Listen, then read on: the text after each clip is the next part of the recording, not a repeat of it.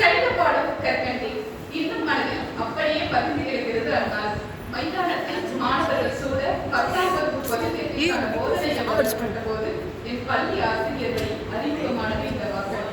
அப்படி கணிதத்தை கற்கண்டாய் காதலித்து கரம் சேர்த்து கண்ணியமாய் வாழ்வதும் நண்பர்களாலும் என்னத்தான் கசந்தாலும் குடிப்பேதான் தீர வேண்டும் என ஒரே பழத்தை விடுக்கப்படும் கட்டாயமாய் தேர்வு சோதனைகள் விருப்பே இல்லாமல் கணிதத்தை விடுக்கும் புத்தகங்களாலும் இரண்டிற்கும் மத்தியில் ஏதோ எடுத்துக்க படிச்சுக்கு என வாழ்க்கை போடும் கணக்குகளை வழிபோக்கனாய் அப்படியே ஏற்கும் ஞானிகளாலும் நிரப்பப்பட்ட இந்த அரங்கின் கணித வாசனை சற்றே என் தமிழ் தனித்திறமை என்ற பெயர் கம்பட்டம் என்று கொண்ட கவிதை எழுதும் திறனும் அச்சமும் தங்கள் இல்லை.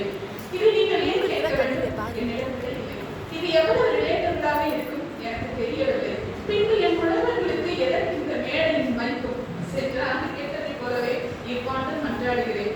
எதை பார்ப்பது என தெரியாமல் வீல் செய்து ஸ்டார் செய்த லட்சக்கணக்கு இந்த நிமிடங்களையும் இன்றொரு நாள் எழுதி கொள்கிறேன். படைக்கும் போது ஒரு டிஸ்கிளைமர். இன்று எந்த வரையறைக்கும் உட்பட்ட கவிதை அல்ல, இது கிறுக்கல். இவளின் மன உலகங்களுக்கு தீட்டப்பட்ட வேணாமை அவ்வளவுதான். இந்த கிறுக்கலின் மைய பொருள் என்ன, அதாவது இலக்கு என்ன? இந்த கிறுக்கலுக்கு மட்டுமல்ல, எனது எல்லா எழுத்துக்களுக்கும் ஒரே இலக்குதான். இலக்கில்லா பயணத்தின் இன்பத்தை அனுபவிப்பது. எத்தனை கேள்விகளையும் எத்தனை கனவுகளையும் தூக்கி சுமக்கிறார்கள் இவர்கள். இன்டர்னல் அசஸ்மெண்ட் முதல் நெட் எக்ஸாம் வரை நானும் மீண்டும் மீண்டும் நினைவுபடுத்தி பார்க்கிறேன். ஒரு வருடத்திற்கு முன்பு இதே வகுப்பறையில் அமர்ந்திருந்த போது இத்துணை கேள்விகள் எனக்கும் குடிக்கொண்டிருந்ததா என்று கதைக்கு மேல் நின்று ஓடியும் மிரண்டு போய் முகமெல்லாம் இயக்க விருந்திருக்க தெரிந்த விடைக்கு கூட இந்த நாவல் இத்துணை தடுமாறுவது ஏன் என்பதை தவிர வேறு எந்த நாமும் இருந்ததாக தோன்றவில்லை. நீங்க ரொம்ப சைலண்டா இருக்கீங்க. இப்படி சொல்ல கேட்கும் போது எவ்வளவு இன்பமாக இருக்கிறது. ஆம், பல நேரங்களில் பொய்கள் தானே உண்மையை விட அதிகம் இருக்கிறது. அக்கா, நீங்க ஏதாவது புரியல அப்படின்னா ரொம்ப பொறுமையா சொல்லி தரீங்கக்கா.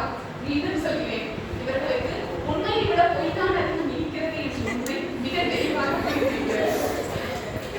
செமினார் எனக்கு தான் கொடுத்தாங்க, அப்புறம் எப்படி மற்றவங்களுக்கு ஆன்சர் தெரியும் என புலம்பும் போதெல்லாம் நிச்சயமாக அறிவுரை சொல்ல தோன்றுவதே இல்லை.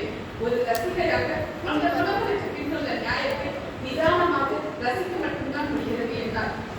அக்கா, வந்த அன்றையிலிருந்து பிரார்த்தனை கேட்டிருக்கேன்க்கா என சொல்லி பட்டியலிடப்படும் வினோதமான பிரார்த்தனைகள், சத்தமாக பெயர் சொல்லி அழைத்து சொல்லப்படும் ஹாய்பாய்கள், மணிக்கணக்கான பேருந்து பயணத்தை திறக்கும் உரையாடுதல், இன்னும் விடுபட்ட சொல்ல மறந்த சொல்ல தெரியாத உணர்வுகள் என ஒரு வாரம் நிறைந்துதான் கிடைக்கிறது இந்த வருடம். படிக்கவில்லை என்றால் பரவாயில்லை, புரியவில்லை என்றால் கூட போனால் போவதே என விட்டுவிட வேண்டியதுதான். ஆனால் கண்டிப்புகளுக்கு பயந்து கிளாஸையே கட்டளிப்பதெல்லாம் இதற்கு மேல் சென்றால் இந்த தீர்ப்பு அறிவுரையாகும் என்ற அபாயம் உள்ளதால் இத்துடன் நிறைவு செய்ய